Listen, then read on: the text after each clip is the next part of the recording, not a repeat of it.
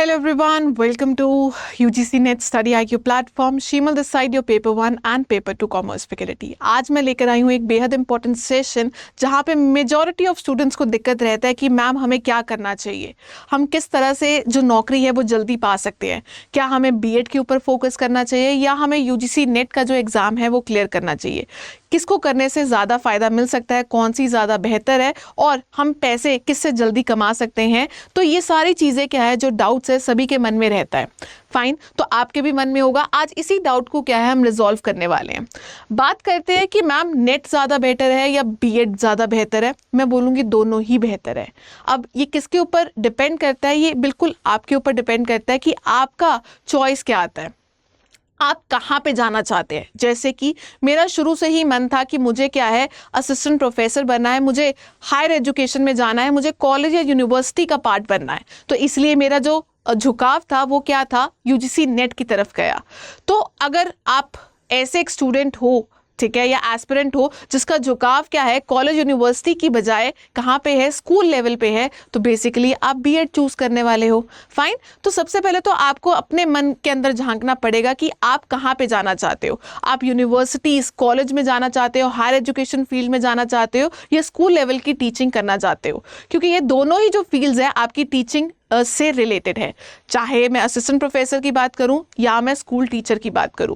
अब मेजरली जो डिफरेंस आता है वो कहाँ पे आता है कि यूजीसी नेट के लिए जो मिनिमम एलिजिबिलिटी क्राइटेरिया है वो आपका कौन सा आता है. आइए मैं आपको वो बता देती हूँ. मिनिमम एलिजिबिलिटी क्राइटेरिया क्या आता है, मास्टर्स. अगर आप मास्टर्स करेंगे तभी क्या है you are eligible for your UGC NET. आप बोलोगे मैम अभी तो रूल्स एंड रेगुलेशंस चेंज हुए हैं कि भाई जिसका 4th ईयर ग्रेजुएट है वो भी क्या है नेट का एग्ज़ाम दे सकता है. बिल्कुल दे सकता है नेट का एग्ज़ाम, पर वो किसके लिए एलिजिबल है, आपकी सिर्फ पीएचडी के लिए. पर अगर आपको टीचिंग लाइन में जाना है, असिस्टेंट प्रोफेसर बनना है, तो उसका मिनिमम एलिजिबल क्राइटेरिया क्या आता है, मास्टर्स डिग्री ही आता है. तभी क्या है आप नेट क्वालिफाई भी करते हैं, तो आप एपी के लिए क्या है, असिस्टेंट प्रोफेसर के लिए क्या है एलिजिबल होंगे. तो सबसे पहले तो आपको यहाँ पे मास्टर्स करनी पड़ेगी, उसके बाद क्या है आपको नेट देना पड़ेगा, तभी क्या है आप क्या है असिस्टेंट प्रोफेसर क्या है बन सकते हैं. और अगर आपको असिस्टेंट प्रोफेसर बन जाते हैं, आपका नेट क्वालिफाई हो जाता है, तो आप किसी भी कॉलेज में और यूनिवर्सिटीज में क्या है अप्लाई कर सकते हैं. फाइन, तो मास्टर्स करना क्या है बेहद इंपॉर्टेंट आपके लिए आता है. अब चलिए ये तो बात होगी यूजीसी नेट की. अब हम बात करते हैं बैचलर्स की, बात करते हैं आपकी बीएड की बात की जाती है. अब बीएड के लिए आपका जो मिनिमम एलिजिबिलिटी क्राइटेरिया है, क्या उसके लिए मास्टर्स करनी पड़ेगी? नहीं. अब इसके लिए आपका एलिजिबिलिटी क्राइटेरिया क्या आता है, बैचलर्स. जैसे अगर आपने बीकॉम की है, बीए किया है, बैचलर्स की है, उसके बाद भी क्या है आप डायरेक्टली बीएड में इनरोल हो सकते हो, जो एक पूरा आपका क्या है डिग्री कोर्स आता है. कितने साल का है मैम? 2 साल का है. मैम आपने तो बोला था कि ये जो बीएड है वो 1 साल की भी हो जाएगी. बिल्कुल होगी, पर उसकी जो भी डेट्स है वो अनाउंस नहीं हुई है, तो होपफुली नेक्स्ट ईयर से हो सकता है. जिन्होंने भी मास्टर्स की है उनके लिए 1 साल की डिग्री रहती है. पर अगर आपने सिर्फ बैचलर्स की है, उसके बाद आप बीएड करना चाहते हो, तो आपका जो बीएड का ड्यूरेशन है वो क्या रहता है, 2 साल रहता है. अब बैचलर्स करते हैं, आप बीएड क्लियर करते हैं, तो आप क्या है स्कूल लेवल की टीचिंग के लिए क्या हो जाते हैं, एलिजिबल हो जाते हैं. तो मैम क्या बीएड करने से और यूजीसी नेट देने से क्या हमें इसके बाद डायरेक्टली जॉब मिल जाती है? भाई ऐसा भी नहीं है. ये तो सिर्फ एक एलिजिबिलिटी क्राइटेरिया की बात करता है कि भाई अगर आपको असिस्टेंट प्रोफेसर बनना है तो आपको मिनिमम नेट तो आपके पास होना ही चाहिए. और यहाँ पे बीएड क्या बात करता है कि भाई अगर आपको स्कूल लेवल टीचिंग में जाना है तो आपको क्या है बेसिक बीएड तो आपके पास होनी ही चाहिए. पर अगर मैं बात करती हूँ आपको अच्छी जॉब चाहिए, तो क्या है आपको वेरियस टेट का एग्जाम भी क्या है देना पड़ता है. टीचर एलिजिबिलिटी टेस्ट, सी टेट्स होते हैं, वेरियस स्टेट्स के अपने अपने टेट्स होते हैं.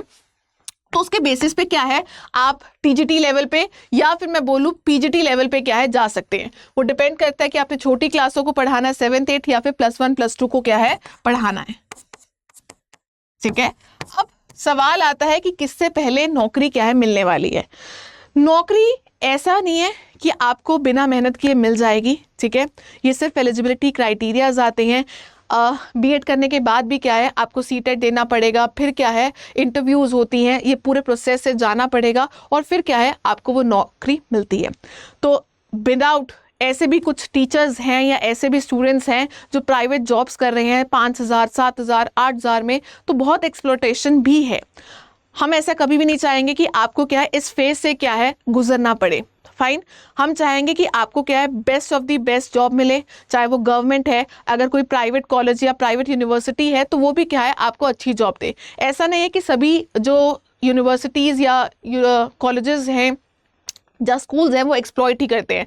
बहुत सारी डीएवी की चेन्स लगा लो, डीपीएस की चेन्स लगा लो, लुधियाना जैसे शहरों में पंजाब के अंदर ही आते हैं 70 to 80,000 भी क्या है आपको सैलरी मिलती है स्कूल्स में, ठीक है। पर वही ऐसे स्कूल्स भी हैं जो लोकल लेवल स्कूल्स आते हैं जो 8-8 हज़ार में भी नौकरियां देते हैं। पर 80,000 की नौकरी के लिए क्या है आपको मेहनत करनी पड़ेगी, आपको सब्जेक्ट एक्सपर्टीज होनी चाहिए, ठीक है, आपको अपने ऊपर कॉन्फिडेंस होना चाहिए, और आपको क्या है आप में इतना अपॉर्चुनिटीज़ को सीख करने की क्या है क्यूरियोसिटी होनी चाहिए।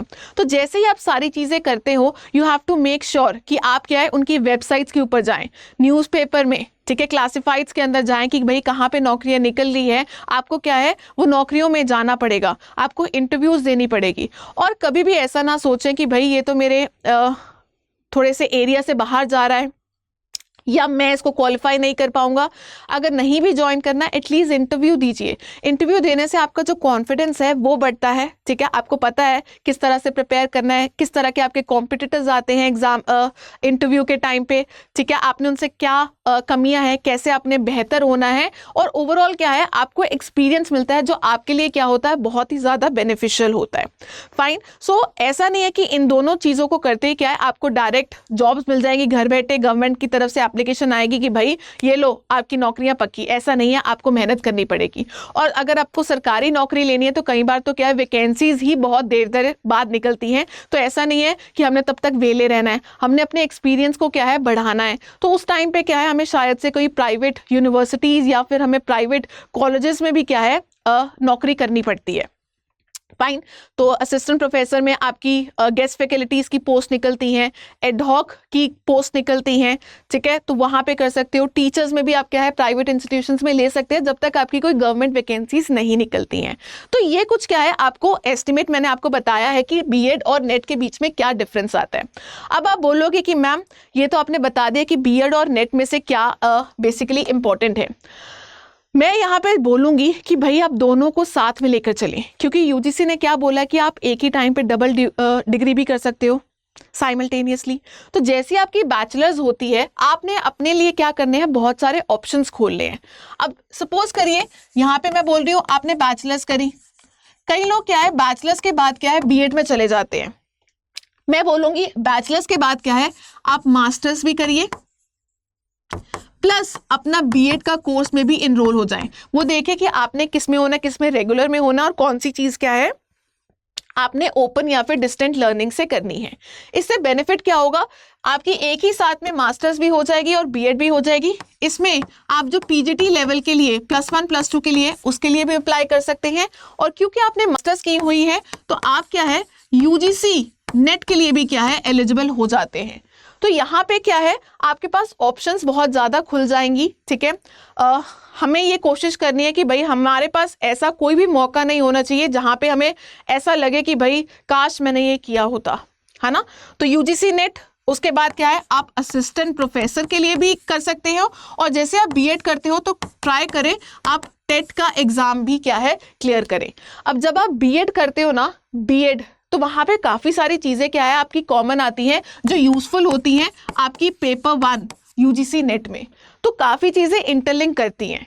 ऐसा नहीं है कि आपको कोई चीज़ पढ़ने से नुकसान होने वाला है, कोई भी चीज़ क्या है कभी भी नुकसान नहीं देती, और पढ़ाई तो कभी भी नहीं देती है, ठीक है।